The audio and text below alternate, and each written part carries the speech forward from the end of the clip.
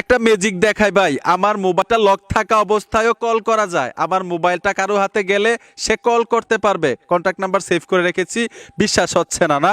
এই যে দেখুন, এখান থেকে আমি ইমার্জেন্সি কলে চলে আসব। ফোনটা কিন্তু লক করা। ইমার্জেন্সি কলে টাচ করার সাথে সাথে এই যে দেখুন এসকে সোয়াক চলে আসলো। উপরে টাচ করার পরে আমি ভিউতে টাচ করব, অ্যাড্রেস দেওয়া আছে। এই যে দেখেন ভাই, অ্যাড্রেস দেওয়া। মোবাইল লক থাকা অবস্থায় আমার অ্যাড্রেস পেয়ে যাবে। কন্ট্যাক্টে চলে আসলে এইখানে দেখুন মায়ের নাম্বার সেভ করে রেখেছি, এমনকি মোশারফ ভাই আমার বড় ভাইয়ের নাম্বার সেভ করে রেখেছি। এইখান থেকে কল করা যাবে। এই যে দেখুন সিম 1 সিম 2 যে কোনো সিম থেকে কল যাবে। এইটার উপকারটা কি? উপকারটা হচ্ছে ভাই, আমরা কিন্তু অনেক জায়গায় যাই, বাড়ি থেকে দূরে যাই লং ড্রাইভে।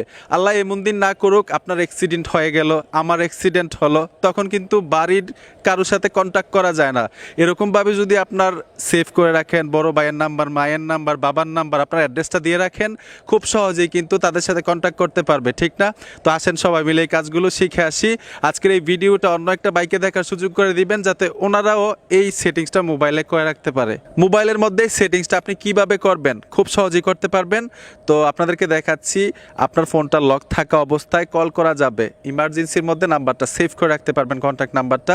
তো এর জন্য কি করতে হবে, ফোন থেকে সেটিংসে চলে আসবেন। সেটিংসে আসার পরে উপরে দেখুন সার্চ বক্স আছে, এখানে লিখতে হবে সেফটি অ্যান্ড ইমার্জেন্সি। শুধু সেফটি লিখলেও কিন্তু এই সেটিংসগুলো আসে। আমি সেফটি লিখে এখানে সার্চ করলাম, এইখানে দেখুন চলে আসলো সেফটি অ্যান্ড ইমার্জেন্সি। প্রত্যেকটা মোবাইলেই এই সেটিংসটা রয়েছে, আপনারা সকলেই করতে পারবেন। এখানে চলে আসবেন, ওপেন ইমার্জেন্সি ইনফরমেশন লেখা আছে উপরে, এই অপশনটাতে ট্যাপ দিবেন। ট্যাপ দেওয়ার সাথে সাথে এইখানে কিন্তু সব অ্যাড্রেস এবং কন্ট্যাক্ট নাম্বার অ্যাড করতে পারবেন, সেভ করতে পারবেন। এইখানে দেখুন প্রথম নাম দেখাচ্ছে, আপনি নামে টাচ করে আপনার ছবি দিতে পারবেন, আপনার নামটা লিখে রাখতে পারবেন। এটা আপনার ব্যক্তিগত ব্যাপার। অ্যাড্রেসের মধ্যেও কিন্তু আপনি আপনার অ্যাড্রেসটা দিতে পারবেন। সবচাইতে গুরুত্বপূর্ণ হচ্ছে কন্ট্যাক্ট নাম্বারগুলো দেওয়া, বাবা মায়ের অথবা বড় ভাই, বেস্ট ফ্রেন্ড। এই নাম্বারগুলো কোত্থেকে আপনারা সেভ করবেন আমি সহজে দেখাচ্ছি।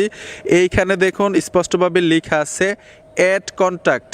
তো অ্যাড কন্ট্যাক্টে টাচ করবেন। অ্যাড কন্ট্যাক্টে টাচ করার পরে আপনার মোবাইলের মধ্যে মানে সিমের মধ্যে যতগুলো কন্ট্যাক্ট নাম্বার সেভ থাকবে এখানে শো করবে। যার নাম্বারটা মনে চায় তার নাম্বারটাই কিন্তু এখানে অ্যাড করতে পারবেন। যেমন এখানে লেখা আছে দুলাল বাই 1, আমি এখানে টাচ করে দিলাম। তারপর হচ্ছে আপনি আবার অ্যাড করতে পারবেন অ্যাড কন্ট্যাক্টে টাচ করে।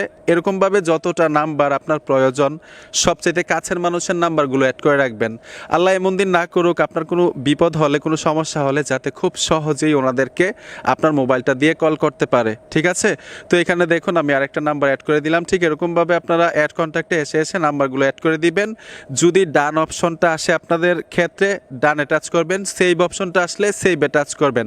আমার ফোনটা ভিভো ফোন, এইখানে ডান আসে নাই, সেভ আসে নাই, অটোমেটিক অ্যাড হচ্ছে।